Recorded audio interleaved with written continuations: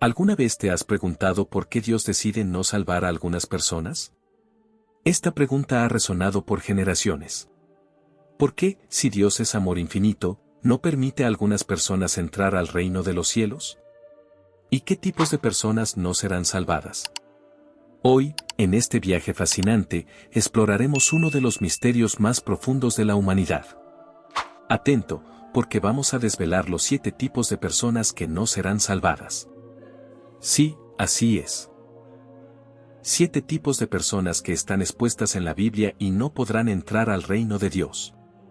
Prepárate, porque lo que estás a punto de escuchar puede cambiar tu vida para siempre. Escucha con atención y pregúntate si realmente podrías estar en uno de estos grupos. Y, si eres parte de alguno de ellos, Dios te está regalando este mensaje y el tiempo necesario para que vuelvas a su camino. Empecemos entendiendo por qué Dios, si es amor infinito, niega la entrada a algunas personas. Dios nos ama infinitamente a toda la humanidad, sin excepción. Su amor no conoce fronteras ni condiciones. Sin embargo, el amor de Dios no está separado de su justicia. Dios es justo y santo, y no puede pasar por alto el pecado. Jesús nos da una seria advertencia: no todo el que me dice, Señor, Señor, entrará en el reino de los cielos, sino solo el que hace la voluntad de mi Padre que está en el cielo. Entonces, el amor de Dios es vasto y profundo, tan grande que abarca a toda la humanidad sin excepción. Pero su justicia está escrita y no puede tolerar el pecado. Aún así, su amor nos ofrece una salida, la salvación a través de Jesucristo. Es en la cruz donde el amor y la justicia de Dios se encuentran. La salvación es el regalo más precioso que Dios nos ofrece. No es algo que podamos ganar por nuestros propios méritos o buenas obras, es un don de gracia. Lo importante de la salvación es que es la única manera de ser reconciliados con Dios y evitar la condena eterna. Ahora que hemos entendido por qué Dios castiga el pecado y no permite que entre en su reino, empecemos con el primer tipo de persona que no será salvado. 1. Los incrédulos. Los incrédulos son personas que no creen en el nacimiento, muerte, sepultura y resurrección de Jesucristo. La Biblia es clara: la fe en Jesús es esencial para la salvación. En Juan leemos: porque de tal manera amó Dios al mundo que ha dado a su Hijo unigénito, para que todo aquel que en él cree no se pierda, mas tenga vida eterna. Este versículo destaca la simplicidad y profundidad del plan de redención de Dios. La incredulidad, sin embargo, nos aparta de este regalo de vida eterna. Jesús dijo: yo soy el camino, la verdad y la vida, nadie viene al Padre sino por mí. Esto subraya que no hay otra vía hacia la salvación que no sea a través de Jesús. La fe en su sacrificio es el único camino para ser redimidos del pecado y de la influencia de Satanás. El apóstol Pablo refuerza este mensaje en Romanos: si confiesas con tu boca que Jesús es el Señor y crees en tu corazón que Dios lo levantó de los muertos, serás salvo. La fe no es solo una creencia superficial, es una convicción profunda que transforma vidas. La Biblia nos da ejemplos claros de incredulidad y sus consecuencias. En Marcos, Jesús visita su ciudad natal, Nazaret, pero no pudo hacer muchos milagros allí a causa de la incredulidad de ellos. Este pasaje muestra cómo la incredulidad puede limitar el obrar de Dios en nuestras vidas. En Mateo leemos algo similar: y no hizo allí muchos milagros a causa de la incredulidad de ellos. Estos ejemplos ilustran que la incredulidad no solo nos separa de la salvación, sino que también nos priva de las bendiciones y milagros que Dios desea hacer en nuestras vidas. Dios nos llama a todos a creer en Jesús. Pablo y Silas dicen: cree en el Señor Jesucristo y serás salvo, tú y tu casa. Este llamado a la fe es universal y urgente. La fe no es solo un acto mental, sino un compromiso del corazón y una declaración de vida. La incredulidad es peligrosa porque rechaza el único medio de salvación disponible.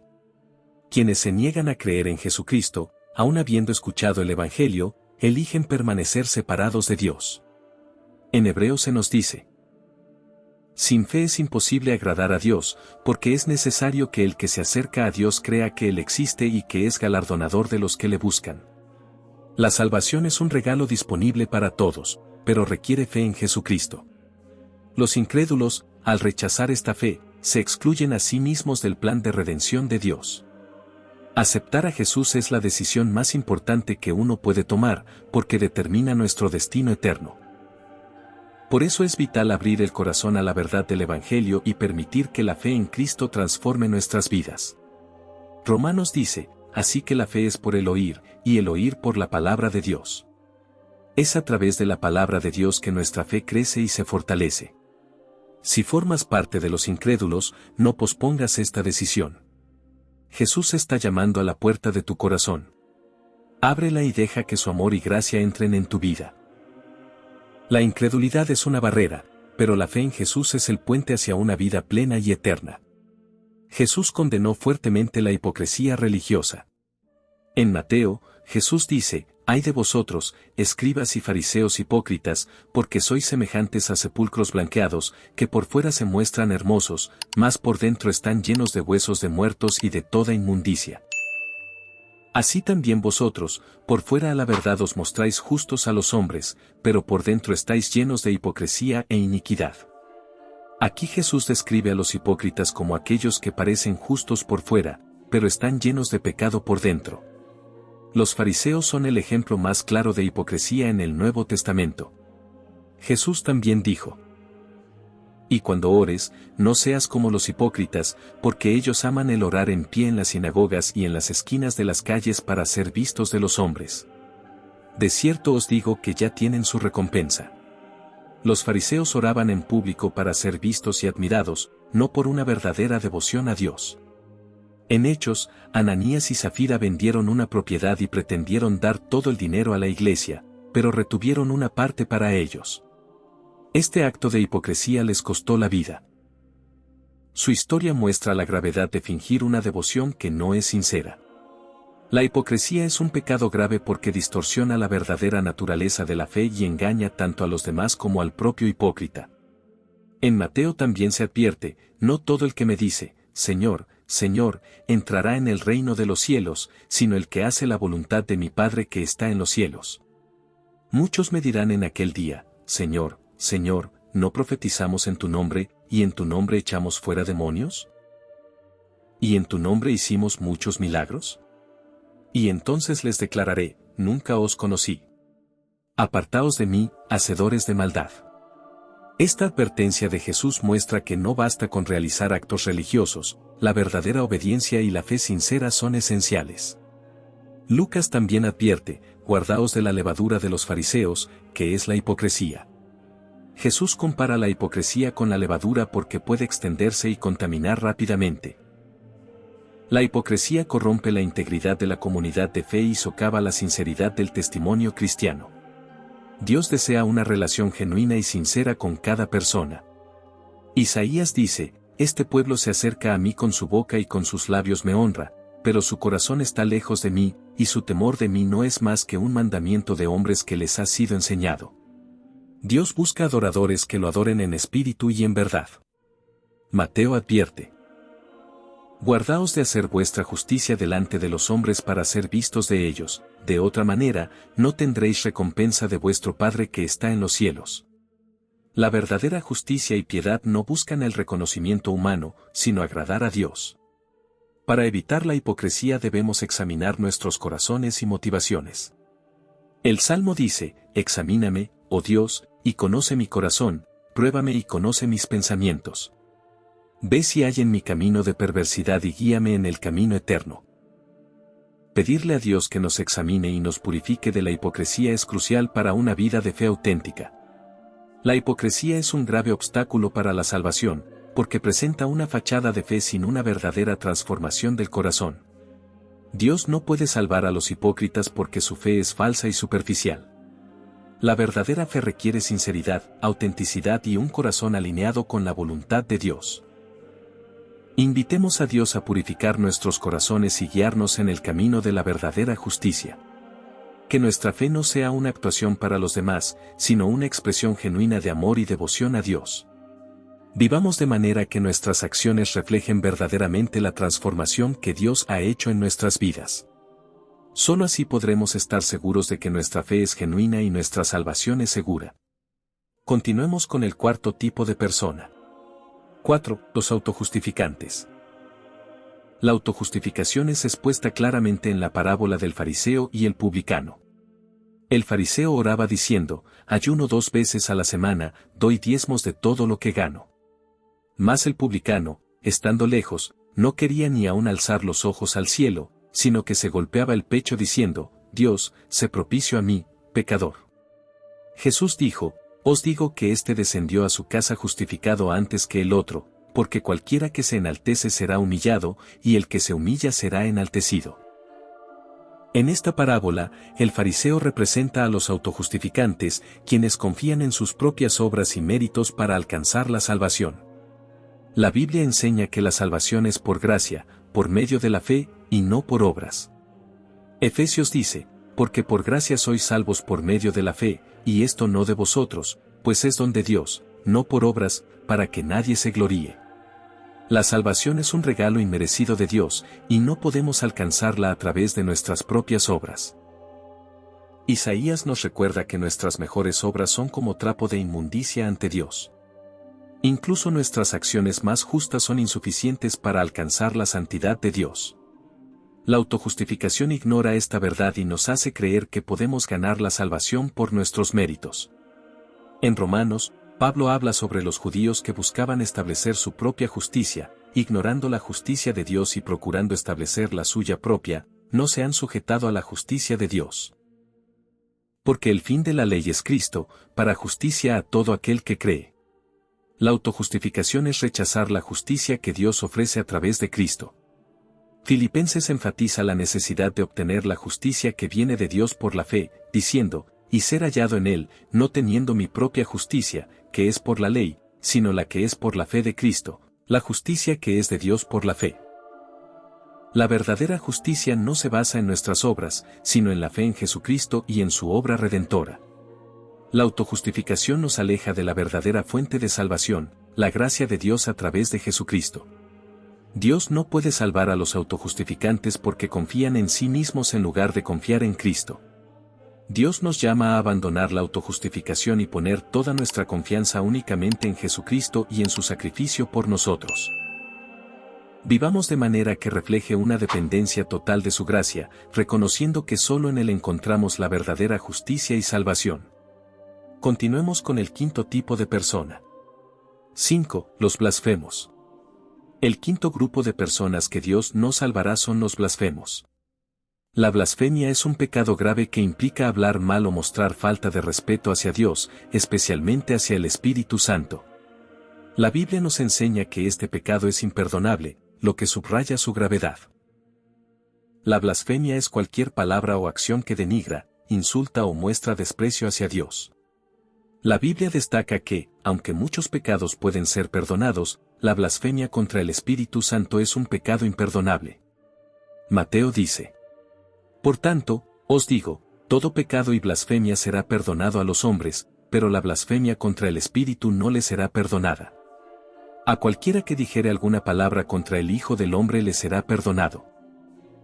Pero al que hable contra el Espíritu Santo no le será perdonado, ni en este siglo ni en el venidero.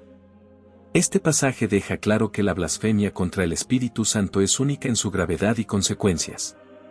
En Mateo, los fariseos acusan a Jesús de expulsar demonios por el poder de Belcebú, el príncipe de los demonios. Jesús les advierte que están en peligro de blasfemar contra el Espíritu Santo al atribuir la obra del Espíritu a Satanás. Este es un ejemplo claro de cómo la blasfemia puede manifestarse al distorsionar y negar la obra de Dios. Si has cometido blasfemia, aún estás a tiempo de redimirte.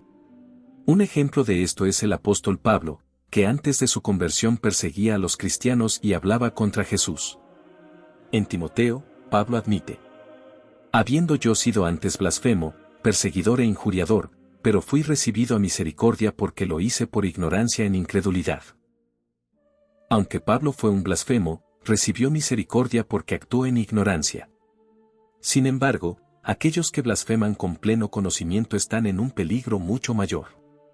La blasfemia contra el Espíritu Santo es imperdonable, lo que significa que aquellos que cometen este pecado están más allá de la redención. Esto se debe a que la blasfemia contra el Espíritu Santo implica un rechazo deliberado y consciente de la obra de Dios y de su Espíritu. Hebreos advierte: porque si pecáramos voluntariamente después de haber recibido el conocimiento de la verdad, ya no queda más sacrificio por los pecados, sino una horrenda expectación de juicio y de hervor de fuego que ha de devorar a los adversarios. Blasfemar contra el Espíritu Santo es rechazar la convicción y la obra del Espíritu en nuestras vidas, lo que conduce a un corazón endurecido y a una incapacidad para arrepentirse.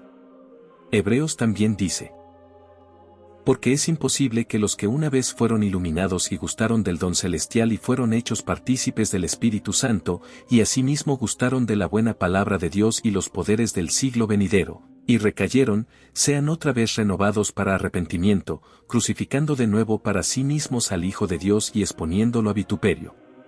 Este pasaje subraya la imposibilidad de renovación para aquellos que rechazan completamente a Dios después de haber experimentado su verdad. Para evitar la blasfemia, es crucial reconocer la santidad de Dios y la obra del Espíritu Santo. Debemos ser cuidadosos con nuestras palabras y acciones, asegurándonos de honrar a Dios en todo momento. Proverbios dice: la muerte y la vida están en poder de la lengua, y el que la ama comerá de sus frutos. Nuestras palabras tienen poder, y debemos usarlas para glorificar a Dios, no para denigrarlo. La blasfemia es un pecado grave que tiene consecuencias eternas. Dios no puede salvar a los blasfemos porque su pecado es imperdonable. Es vital reconocer la gravedad de este pecado y asegurarnos de honrar a Dios y a su Espíritu en todo momento. 6. Los apóstatas. El sexto grupo de personas que Dios no salvará son los apóstatas. La apostasía implica abandonar la fe y renegar de las verdades fundamentales del cristianismo después de haberlas conocido y aceptado. Es un rechazo deliberado y consciente de la fe cristiana, y la Biblia advierte severamente sobre sus consecuencias. La palabra apostasía proviene del griego apostasía, que significa abandono, rebelión o deserción. Un apóstata es alguien que, después de haber conocido la verdad del Evangelio, decide rechazar y apartarse de la fe cristiana. La apostasía es más que un simple desvío, es una decisión consciente de rechazar a Dios y volver al pecado. Hebreos describe la gravedad de la apostasía. Es imposible que los que una vez fueron iluminados y gustaron del don celestial, y fueron hechos partícipes del Espíritu Santo, y asimismo gustaron de la buena palabra de Dios y los poderes del siglo venidero, y recayeron, sean otra vez renovados para arrepentimiento, crucificando de nuevo para sí mismos al Hijo de Dios y exponiéndolo a vituperio. Este pasaje subraya la imposibilidad de renovación para aquellos que han experimentado la verdad del Evangelio y luego la rechazan. Judas es uno de los ejemplos más conocidos de apostasía. Fue uno de los 12 discípulos de Jesús, pero lo traicionó por 30 piezas de plata. Mateo relata cómo Judas, a pesar de haber estado cerca de Jesús y haber visto sus milagros, eligió traicionarlo deliberadamente. Su arrepentimiento posterior fue insuficiente, y su historia termina en suicidio, mostrando la desesperación y condenación que acompañan a la apostasía. En Timoteo, Pablo menciona además: Demas me ha desamparado, amando este mundo, y se ha ido a Tesalónica. Demas era un colaborador cercano de Pablo, pero eligió abandonar la fe por amor al mundo. Este ejemplo muestra cómo el atractivo del mundo puede llevar a la apostasía. Los apóstatas rechazan la gracia de Dios y su oferta de salvación, eligiendo deliberadamente volver al pecado. Dios no puede salvar a los apóstatas porque su rechazo de la fe es total y consciente. Sin embargo, la apostasía tiene consecuencias eternas. Pedro advierte: si habiéndose ellos escapado de las contaminaciones del mundo por el conocimiento del Señor y Salvador Jesucristo, enredándose otra vez en ellas son vencidos, su estado final viene a ser peor que el primero. Porque mejor les hubiera sido no haber conocido el camino de la justicia, que después de haberlo conocido, volverse atrás del santo mandamiento que les fue dado. Pero les ha acontecido lo del verdadero proverbio: el perro vuelve a su vómito y la puerca lavada a revolcarse en el cieno. Este pasaje enfatiza que la condición final de los apóstatas es peor que si nunca hubieran conocido la verdad. Hebreos también destaca la seriedad de la apostasía. Si pecáramos voluntariamente después de haber recibido el conocimiento de la verdad, ya no queda más sacrificio por los pecados, sino una horrenda expectación de juicio y de hervor de fuego que ha de devorar a los adversarios. La apostasía deja a una persona sin esperanza de redención y enfrentando el juicio de Dios. Para evitar la apostasía es crucial perseverar en la fe y mantenerse fieles a Dios. Hebreos advierte, mirad, hermanos, que no haya en ninguno de vosotros corazón malo de incredulidad para apartarse del Dios vivo. Antes exhortaos los unos a los otros cada día, mientras todavía se dice, hoy, para que ninguno de vosotros endurezca por el engaño del pecado. Porque somos hechos participantes de Cristo, con tal que retengamos firme hasta el fin nuestra confianza del principio. Es vital que cada creyente examine su corazón y permanezca firme en la fe. La perseverancia y la fidelidad a Dios son esenciales para evitar la apostasía. Debemos alentarnos mutuamente, mantenernos en la palabra de Dios y buscar la guía del Espíritu Santo para vivir vidas que honren a Dios y permanezcan fieles hasta el fin. Que nuestra fe sea firme y nuestro compromiso con Dios inquebrantable. Recordemos siempre la gravedad de la apostasía y esforcémonos por vivir vidas de obediencia y fidelidad a nuestro Señor Jesucristo. Veamos el séptimo y último tipo de persona que no será salvado. 7. Los muertos. Sí, has escuchado bien. El último grupo de personas que Dios no salvará son los muertos. La enseñanza bíblica es clara, la oportunidad para la salvación existe únicamente durante nuestra vida terrenal. Una vez que una persona ha fallecido, su destino eterno está sellado. La Biblia refuta la idea de que haya segundas oportunidades para la salvación después de la muerte. La muerte física marca el final de nuestra oportunidad para decidir aceptar o rechazar la oferta de salvación de Dios. En la muerte, nuestra condición espiritual se fija permanentemente y seremos juzgados según nuestras creencias y acciones durante nuestra vida. Hebreos dice, de la manera que está establecido para los hombres que mueran una sola vez, y después de esto el juicio. Este versículo subraya que, después de la muerte, viene el juicio, no una segunda oportunidad para arrepentirse o ser salvo. En Lucas, Jesús cuenta la parábola del rico y Lázaro. Después de morir, el rico se encuentra en tormento en el Hades, mientras que Lázaro está en el seno de Abraham. El rico pide que Lázaro sea enviado a advertir a sus hermanos vivos, pero se le dice que ya tienen a Moisés y a los profetas para escucharlos. Este relato ilustra que después de la muerte no hay forma de cambiar nuestro destino eterno. Las decisiones que tomamos en vida son las que determinan nuestra eternidad. Apocalipsis describe el juicio final. Y vi a los muertos, grandes y pequeños, de pie ante Dios, y los libros fueron abiertos. Y otro libro fue abierto, el cual es el libro de la vida. Y fueron juzgados los muertos por las cosas que estaban escritas en los libros, según sus obras. Este pasaje refuerza que todos serán juzgados por lo que hicieron en vida. No hay mención de oportunidades después de la muerte para cambiar nuestro destino. El destino eterno de cada persona se determina por su respuesta a la oferta de salvación de Dios en vida. Jesús enfatiza la necesidad de estar preparados y vivir en fe. En Mateo dice, por tanto, también vosotros estad preparados, porque el Hijo del Hombre vendrá a la hora que no pensáis. La idea de un purgatorio o algún estado intermedio donde los muertos pueden expiar sus pecados y finalmente ser salvos no encuentra respaldo en las Escrituras. Corintios aclara, es necesario que todos nosotros comparezcamos ante el tribunal de Cristo, para que cada uno reciba según lo que haya hecho mientras estaba en el cuerpo, sea bueno o sea malo. Esto indica que nuestra vida terrenal es el único periodo en el cual podemos decidir nuestro destino eterno. La Biblia nos llama a aprovechar el tiempo que tenemos en vida para decidir seguir a Cristo. Corintios dice, he aquí ahora el tiempo aceptable, he aquí ahora el día de salvación. Este llamado a la urgencia subraya que no debemos retrasar nuestra decisión de seguir a Jesús, ya que no sabemos cuándo llegará nuestra hora. Hebreos advierte, si oyereis hoy su voz, no endurezcáis vuestros corazones. Este versículo es un recordatorio de que debemos responder al llamado de Dios mientras todavía tenemos tiempo. La muerte marca el final de nuestra oportunidad de aceptar la salvación. Dios no puede salvar a los muertos porque la decisión de aceptar o rechazar a Jesús debe hacerse en vida. Las Escrituras son claras en que después de la muerte viene el juicio, y no hay segundas oportunidades para arrepentirse o cambiar nuestro destino eterno. Es crucial que tomemos en serio nuestra necesidad de decidir por Cristo ahora. Vivamos nuestras vidas de manera que refleje nuestra fe y compromiso con Dios, asegurándonos de que estamos preparados para el momento en que enfrentemos el juicio divino. Invitemos a Dios a ayudarnos a vivir con urgencia y propósito, reconociendo la importancia de nuestra decisión de seguir a Jesús en el presente. Que nuestras vidas sean un testimonio del poder transformador de la fe en Cristo y que estemos siempre listos para encontrarnos con nuestro Creador cuando llegue el momento. Hemos visto cómo la salvación es el don más precioso que Dios ofrece a la humanidad y es accesible a todos a través de Jesucristo.